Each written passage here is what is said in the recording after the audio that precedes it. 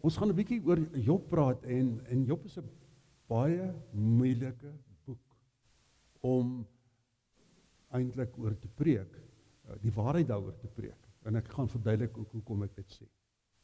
En daarom bedoel ek dit, as ek sê, kom ons vra net die Here, dat hy vir ons hierin, elkeen persoonlik sal lei. Here, dis met 'n dankbaarheid, dat ons U as ons Hemelvader het. En as ons praat van Vadersdag, dan is U ons eerste Vader. Dankie vir U sorg en U liefde, en ook U voorbeeld wat ons kan navolg in Jesus Christus. Dankie vir die Heilige Gees wat in ons harte werk en vir dit vir ons moontlik maak om nie net te hoor nie, maar ook te luister. Mag U ook vanmôre die trooster wees op die plekke in ons harte waar daar seer is en waar daar verwarring is en waar daar dalk verlies is. Om watter rede?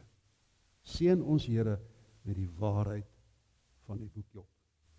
Amen. Kom ek lees vir julle uit Job hoofstuk 1.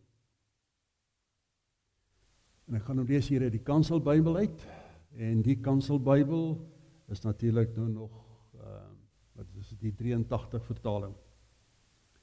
In die land was daar 'n man met die naam van Job. En hy was vroom en opreg en het God gedien en die kwaad vermy.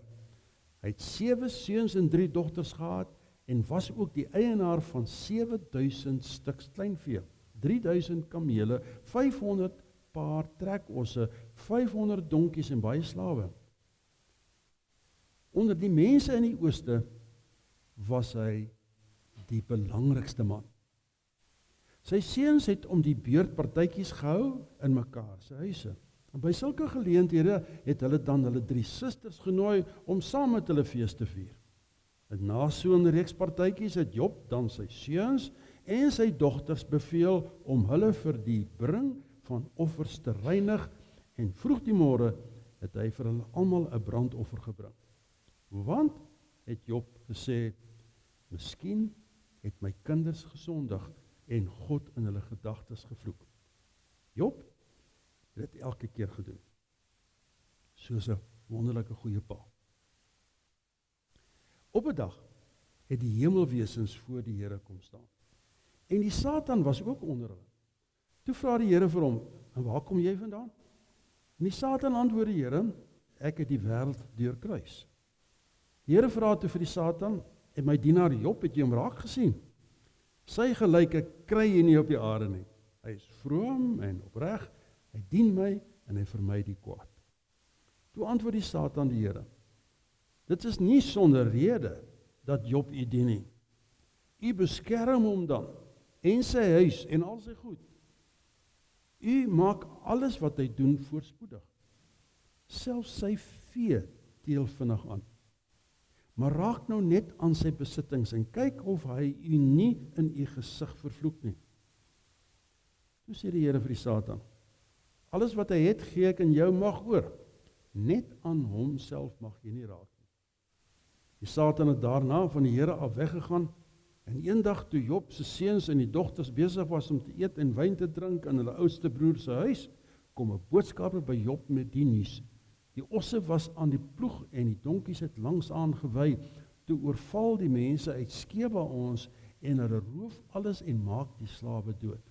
Net ek het weggekom om dit vir u te vertel. Hy was nog aan die praat, toe kom daar een met die nuus, weerlig het die kleinvee en hulle wagters doodgeslaan en verbrand. Net ek het weggekom om dit vir u te vertel. En hy was nog aan die praat, toe kom daar nog een met die nuus, 3 groepe Galdeërs het die kamele geroof en is daarmee weg, nadat hulle die slawe doodgemaak het. Net ek het weggekom om dit vir u te vertel. En hy was nog aan die praat, toe kom daar nog een met die nuus. U seuns en dogters was besig om te eet en wyn te drink in die huis van hulle oudste broer. Met eens het daar 'n sterk wind van die woestynse kant afgekom en die huis van al 4 kante af op u kinders omgewaai. Almal is dood. Net ek het weggekom om dit vir u te vertel. Toe het Job opgestaan en sy klere geskeur en het ook sy hare afgeskeur en daarna het hy op die grond gaan lê en gesê, sonder iets het ek in die wêreld gekom en sonder iets gaan ek daaruit. Die Here het gegee en die Here het geneem, prys die naam van die Here.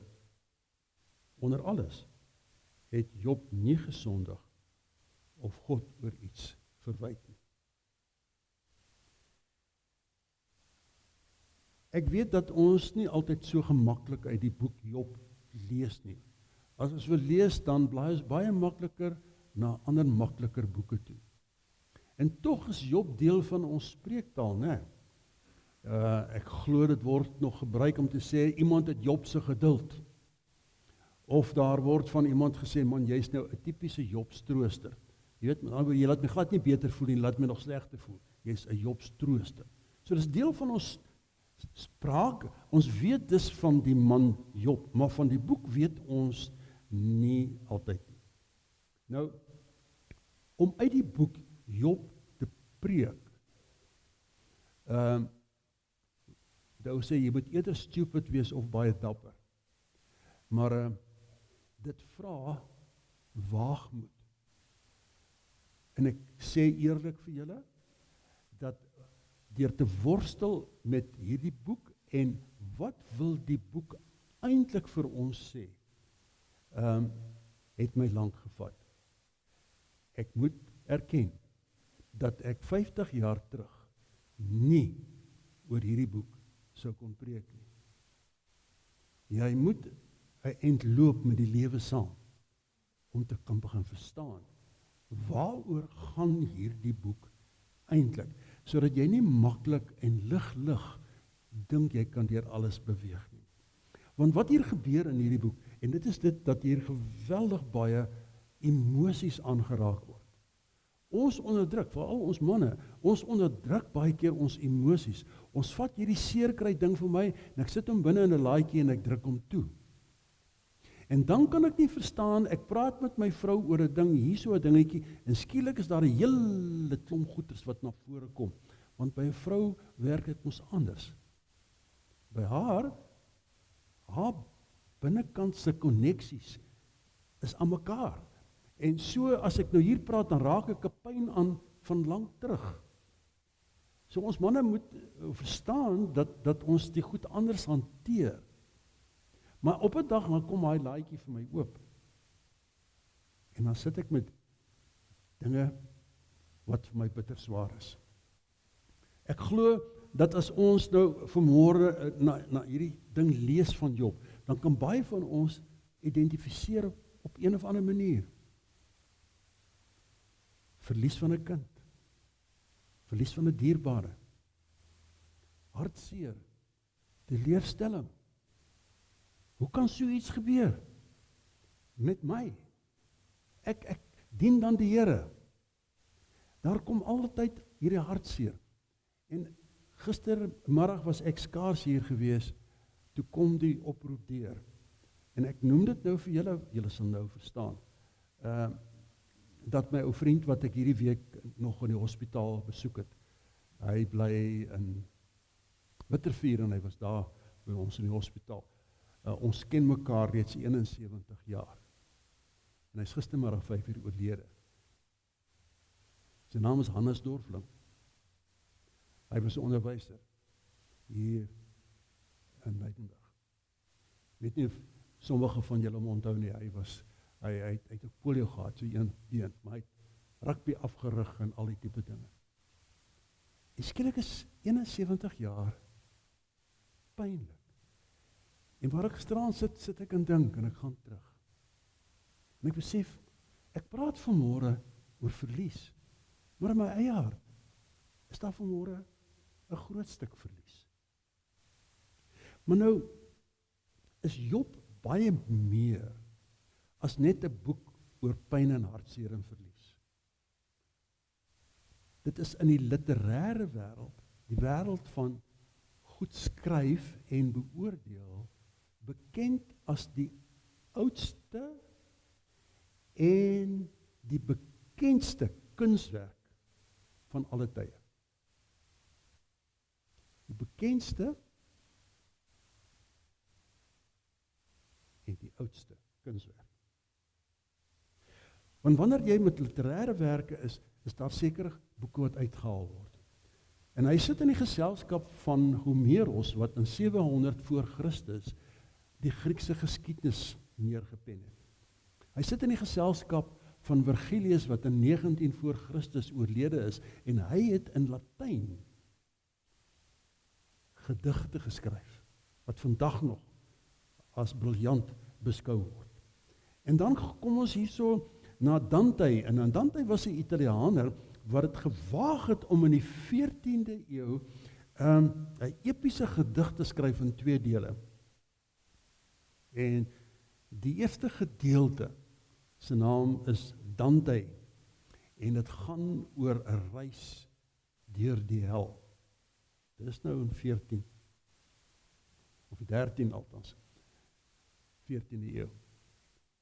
En dan natuurlik, wanneer ons 'n bietjie nader kom in die 1600s, is 'n man met die naam van Milton, hy het Paradise Lost geskryf, en ons het almal dalk heel waarskynlik kennis gemaak met Willem Wickelspies, William Shakespeare, en al sy boeke wat hy natuurlik geskryf het. En in hierdie lys staan die boek Job. En die boek Job is in Afrikaans, geskryf vir ons, in ons Bybels. Ons sit dus hier met 'n wonderlike skat. Maar is 'n skat wat ons nie altyd die sleutels voor het nie. Ons kry nie al die hoekies oopgesluit nie. En daarom, omdat hy so baie te sê is, het ek gevra, kan ek, as ek hier na toe kom, want ek vra, ek moet 2 keer preek, dus kan ek asseblief na mekaar toe. Hoekom? Sodat ek Job in 2 sessies met julle kan deel. So ek gaan vandag net 1 deel doen, en soos wat 'n goeie seepie dit doen, jy weet, as jy so op 'n hoogtepunt kom, en dan wil net iets gebeur, dan sal ek sê, ons gaan volgende week verder.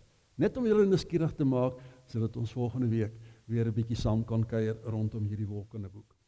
Nou, die boek is baie interessant saamgestel.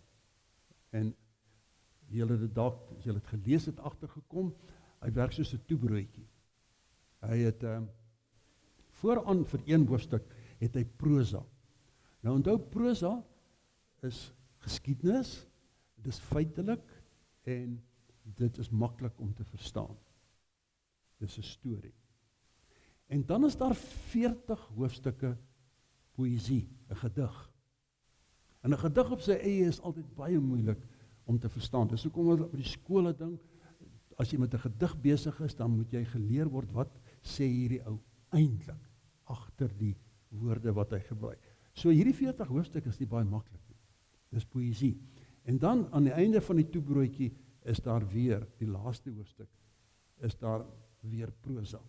Nou, as ek dit sê, dis poësie, dan moet ons weet, dis moeilik omdat mense iets skryf wat hulle noem digterlike vryheid.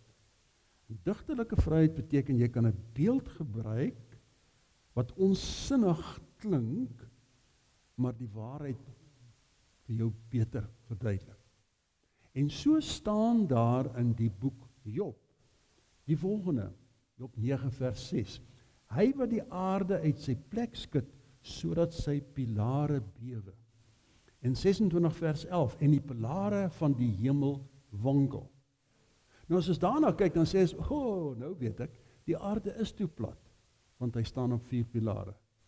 Wel, Paul Creer het sy hele lewe deur geglo. En as jy met Paul Creer wou redeneer, onthou jy die ou staatspresident van die 1800s? Kom dit staan in die Bybel. Hoe kan jy nou vir my sê die aarde is rond?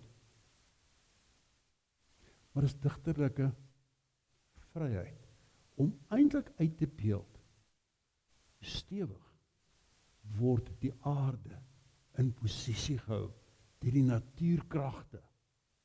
So dit staan nie teenoor die natuurwetenskap nie. Die natuurwetenskap help ons net om beter iets daarvan te verstaan. Maar digterlike taal is dus nie so maklik nie. En as ons ook verder kyk, en ons kyk na die inhoudsopgawe van die Bybel, daar waar al die boeke so geskrywe staan, Genesis, Exodus, Levitikus, Numeri, Deuteronomium, gaan so gaan hy aan, hè? Josua, Rigters, Rut, 1 Samuel, 2 Samuel, Konings en Kronieke, Esra, Nehemia en Rut. Almal geskiedenisboeke. Prosa. In die volgende oomblik, Job staan nie tussen die geskiedenisboeke nie. Hy het ander geselskap. Poësie, wysheidsliteratuur, psalms, Spreuke, Prediker, Hooglied, klaagliedere van Jeremia. So onmiddellik weet ons ook, as ons hierdie boek lees, want ons is nou besig om te kan kyk, hoe sit ek 'n bril op? Ek moet weet ek lees poësie, dan sit jy 'n ander bril op. Ek lees wysheidsliteratuur, dan sit ek nog 'n bril op. Om te kan ontdek, dit gaan nie hier net oor kennis nie, dit gaan oor wysheid. Nou wat is die verskil tussen kennis en wysheid? Kennis is bloot feite wat na my toe kom. Wysheid, ek het dit reeds beleef. Daai saak waaroor ons praat. Kennis, man, hier is 'n wildtuin hier aan die ander kant. Hulle noem dit die Kreurwildtuin. Vat geld saam en skryf jou kaart en gaan ry bietjie in die wildtuin rond. Kennis. Nou kom jy ou terug en sê, ek weet nou beter. Wat weet jy? Nee, ou moet water in jou kar hê. Dit kos, is beter as jy jou eie toebroodjie saamvat, want jong, dis duur daar binnekant.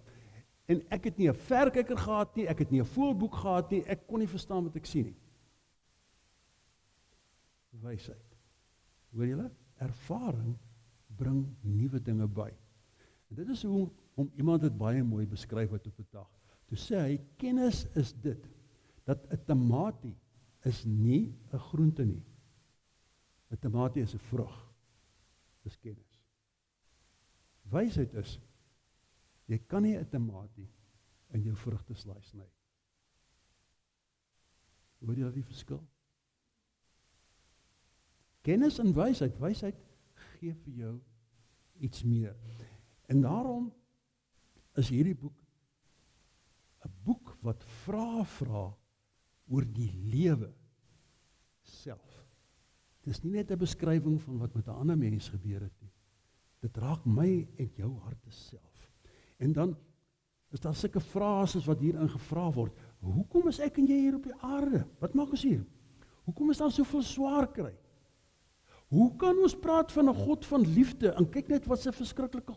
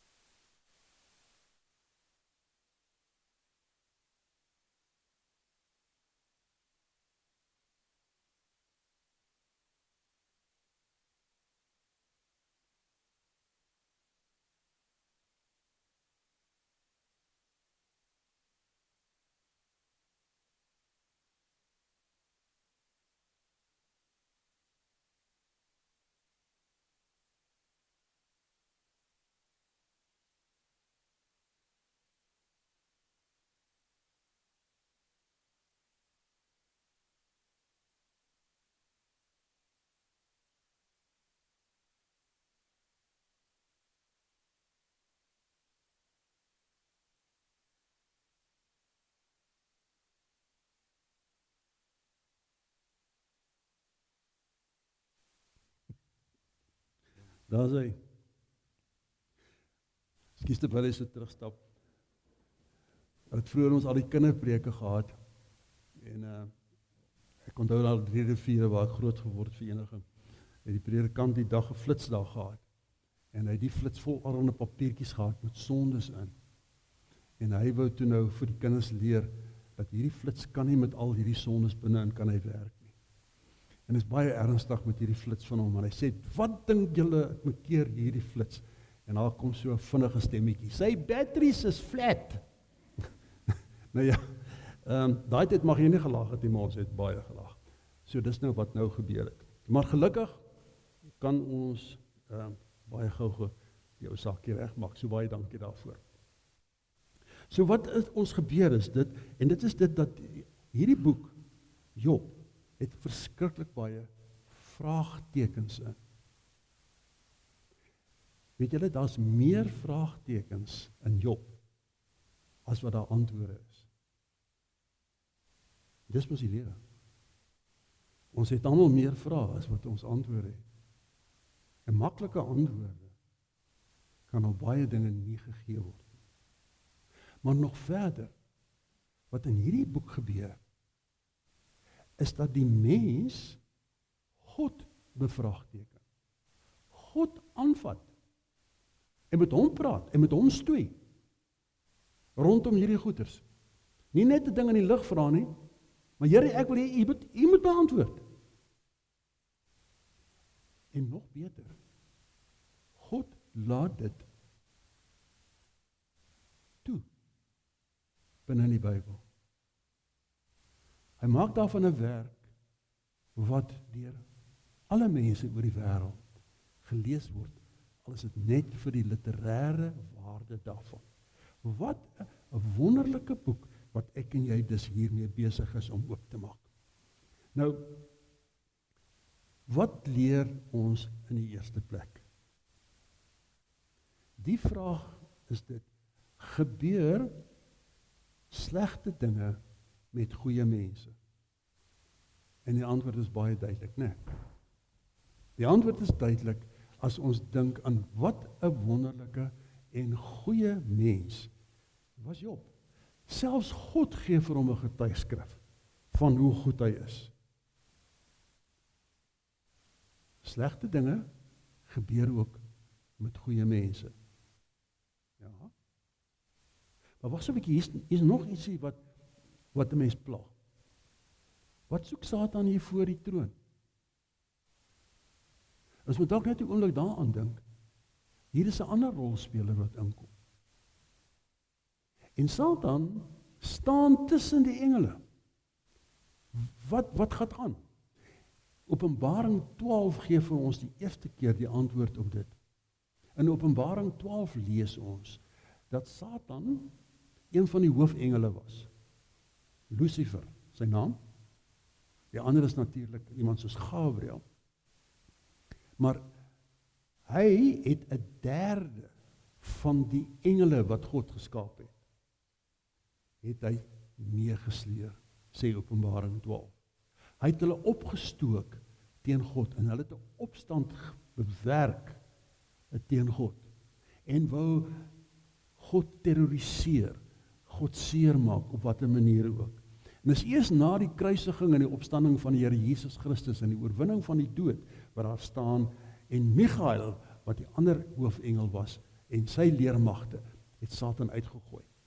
En nou Satan op die aarde, en as wat net onthou, hy het nie opgehou om te beskuldig. Hy het nie 'n leier op sy kop nie, hoor.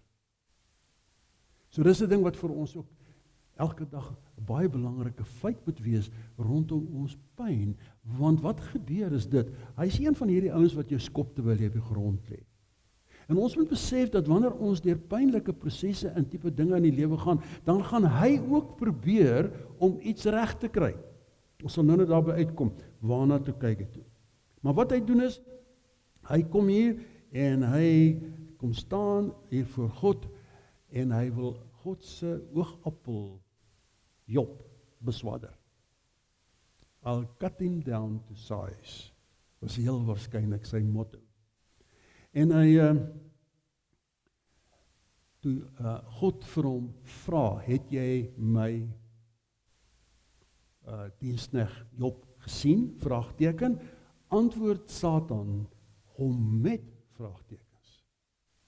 Is dit verniet dat Job u dien?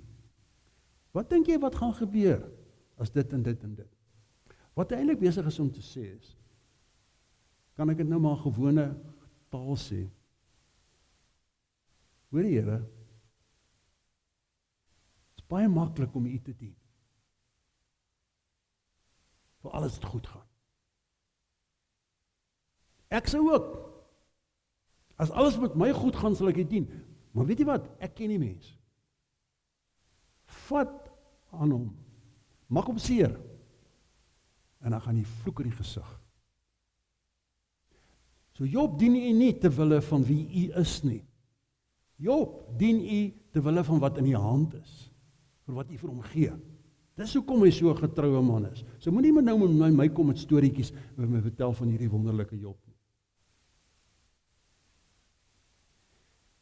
Nou, wat Satan hiervan praat, is natuurlik vandag nog die waarheid.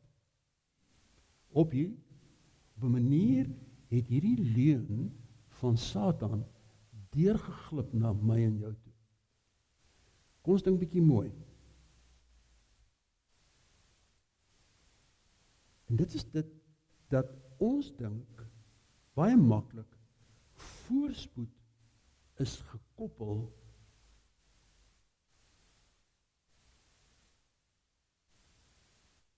aan God se liefde. Teëspoed is gekoppel aan God se straf. Dis natuurlik 'n leuen.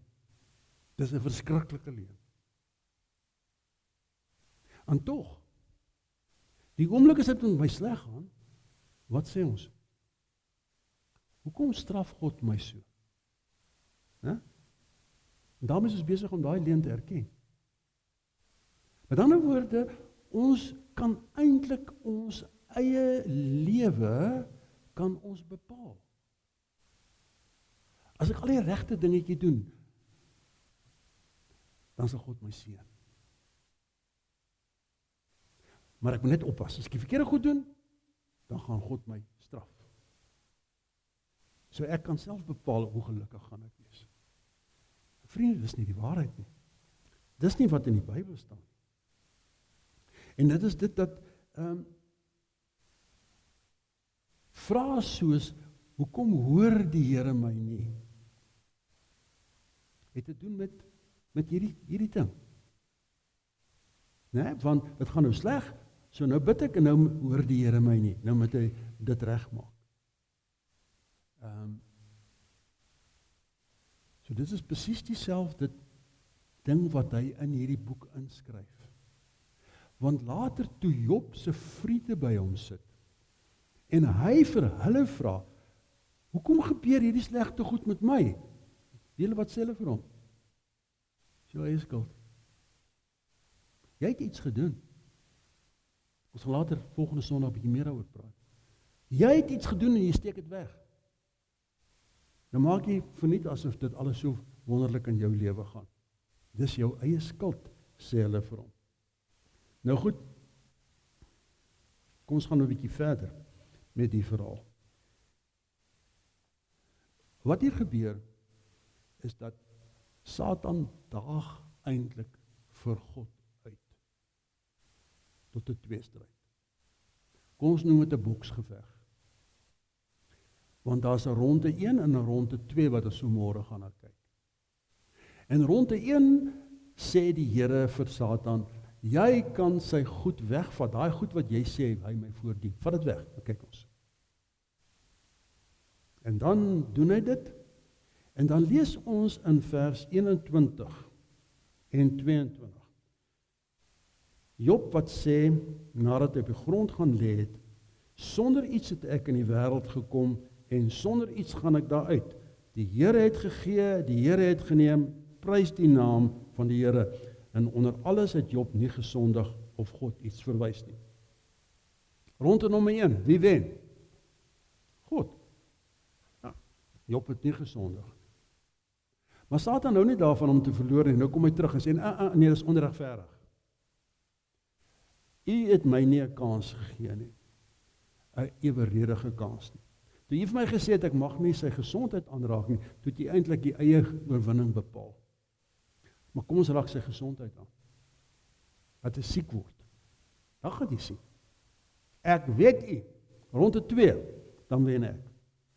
God sê is reg. Ek vertrou die geloof van my dienaar. En jy kan nou sy gesondheid aanraak, maar moet net nie sy lewe aanraak nie. So kom ons lees vanaf vers 1 in hoofstuk 2. Toe die hemelwesens weer op beslag voor die Here kom staan, het die Satan ook tussen hulle voor die Here kom staan. Toe vra die Here vir hom, en waar kom jy vandaan? En die Satan antwoord die Here, ek het die wêreld deurkruis. Die Here vra toe vir die Satan, en my dienaar Job, het jy hom nou gesien? Sy gelyke kry jy nie op die aarde nie. Hy is vroom, en hy is opreg, en hy dien my, en hy vermy die kwaad. Hy het vroom gebly, al het jy my daartoe gedwing, om hom sonder rede te ruïneer.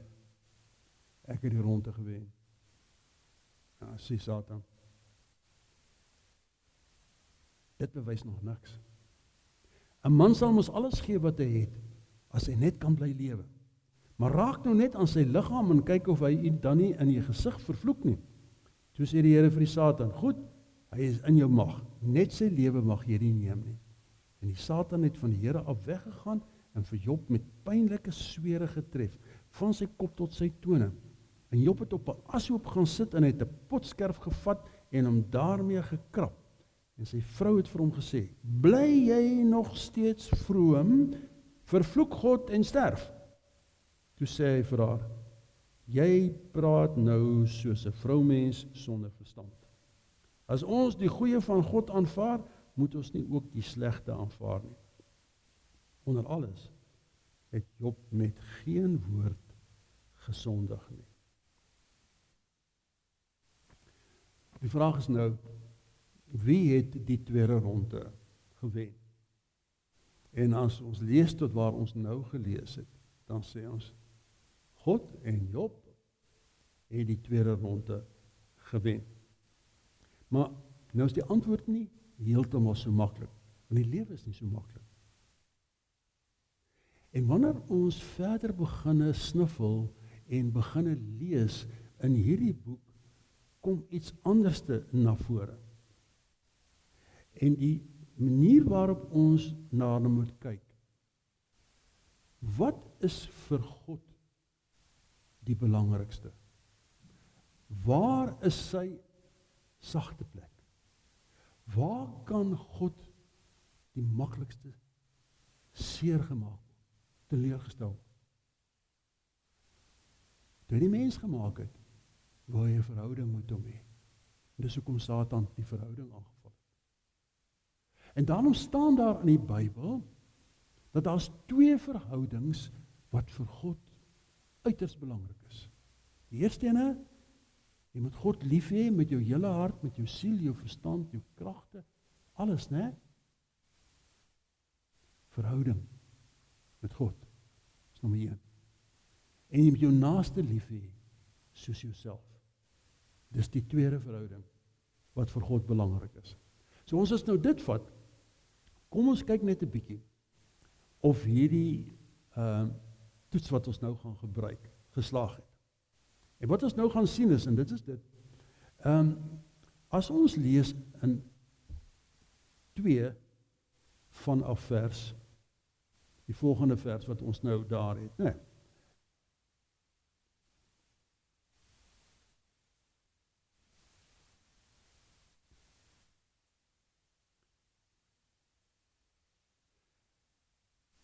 Ek kyk. Ja.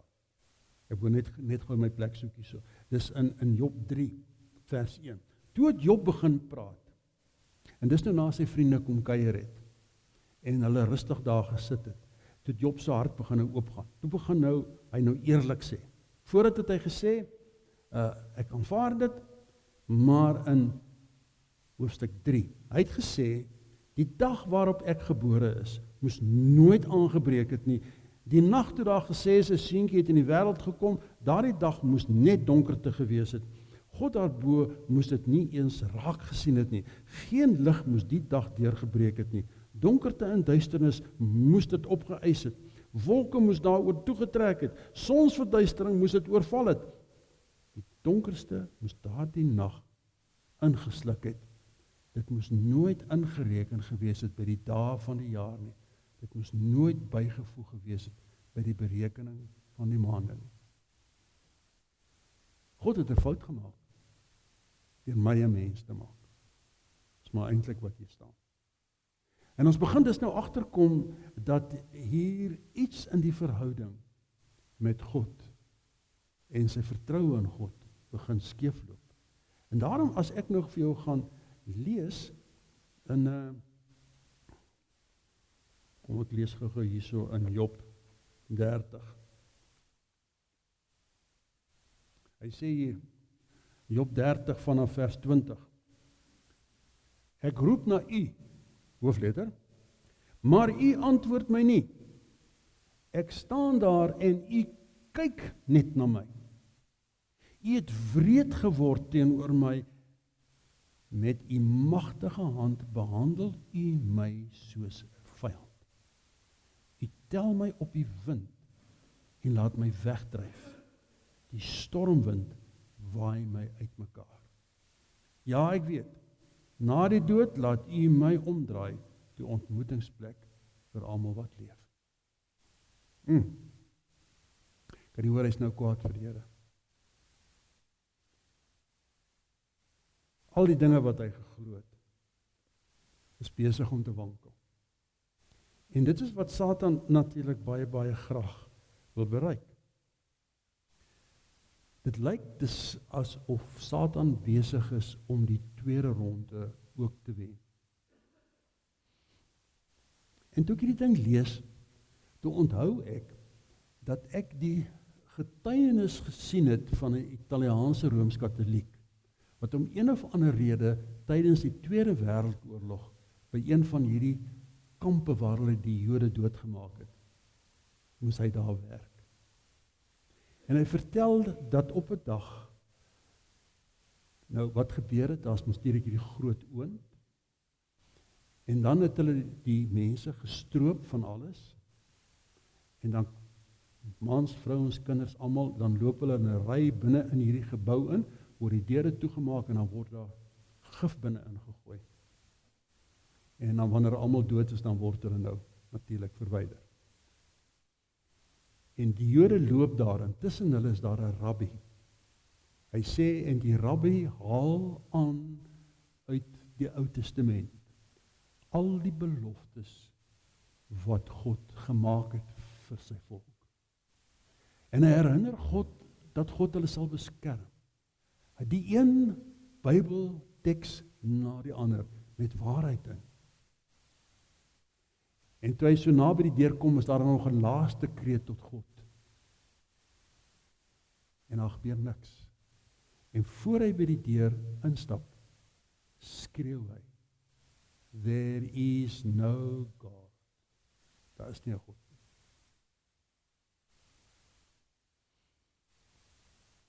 Dis wat Satan wil hê. Dat ons sal ophou glo. En veral wanneer dit swaar is, gebeur dit. Kom ons kyk net na die tweede gedeelte, jy moet jou naaste lief hê soos jouself. Nou, hier gaan dit baie vinnig. Dit gaan nie so lank soos met Job nie, sy eerste gedeelte nie. Want hy bring onmin tussen Job en sy naaste, sy vrou. Kom ons luister net 'n bietjie na die gesprek tussen die twee. Jy lees tussen die lyne dat Job se vrou al goed vies is vir hom. Wat sê sy vir hom? Ek is nou moeg vir hierdie gesukkel. Toe, hou nou op om jou heilig te hou. Vloek God dat ons kan sterf en klaar kry. En wat sê Job vir haar? Hoor jy jou stupid vrou mens? Wat se twak praat jy? Jy is veronderstel om vir my hulp te wees en my te bemoedig, nou preek jy vir my. Dis wat eintlik daar staan. En dis 'n ding wat baie maklik gebeur wanneer daar swaar kry kom in 'n huwelik. Ou mense het altyd gepraat van as armoede by die voordeur inkom, dan stap die huwelik by die agterdeur uit. So die huwelik is ook baie maklik 'n teken wat in swaar kry, wat moeilik gaan. En dis eintlik so 'n herhaling wat al van die vroegste tye af gebeur het. Het julle al die verhaal tussen Adam en Eva in die sonde, het julle wel mooi gelees? Gaan kyk om net bietjie weer, dan sien julle wat ek raak gesien het. Né? Eva, kom hier is die vrug, Adam eet, en is goed, en is lekker, en is baie wonderlik. Skielik gaan hulle oë oop, nou raak hulle skaam, hulle kry weg, en God wat 'n verhouding met hulle wil hê, kom na hulle toe, en hy praat met die hoof van die huis. Adam, wat gaan hier aan? Here, wag so 'n bietjie. Dis nie ek nie. Dis hierdie vrou wat u vir my gegee het.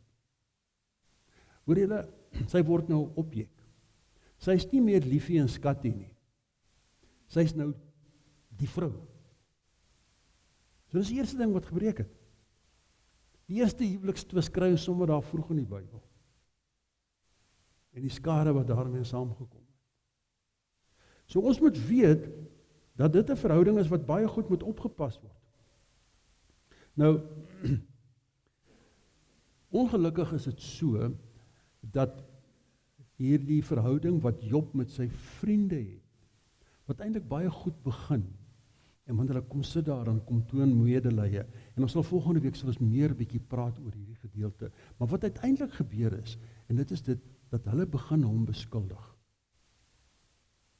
Sê, hulle gee nie vir hom antwoorde, of wat ook al nie, en daarom gebeur dit dat hy in hoofstuk 6, sê hy die volgende, vers 14, wie medelee met 'n vriend beskou as 'n las, het die eerbied vir die Almagtige verwerp. My vriende is so onbetroubaar soos die water van 'n spruit, soos 'n droëloop waarin voetwaters afkom. Vol modder en haal met sneeu wat bo opdryf, maar wat na 'n tyd afloop en verdwyn en wegraak as dit warm word. Ronde nommer 2. Satan se.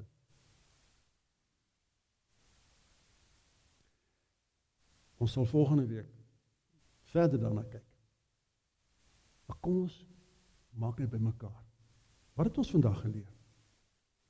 Wanneer daar swaar kry kom, beteken dit nie dat ons gestraf word. Ons kan nie die twee by mekaar sit. Net soos wat voorspoed beteken nie, jy het 'n wonderlike seker reine lewe nie. Asaf het in sy psalme gekla en hy het gesê, Here, hoe is dit moontlik? Ek doen my bes en hierdie vetsakke se oë peel uit van die vettigheid. Hulle het alles wat hulle wil hê en hulle doen net wat hulle wil. En ek met my bes probeer, niks gebeur. So, dis nie waar nie. En dan, die tweede ding wat ons moet leer hierso, Psalm 146 vers 3 sê, in die 2020 vertaling, moenie op vooraanstaandes vertrou op 'n mens, by wie daar geen verlossing is nie. Ou vertaling praat van, moet op prinse nie vertrou nie, né? By wie niemand heil kan vind nie. En ek het oor jare het ek ondervind, en ek dalk jy ook gesien. Het jy al gesien dat as dit sleg gaan met iemand, hoe dat daai persoon se vriende verdwyn?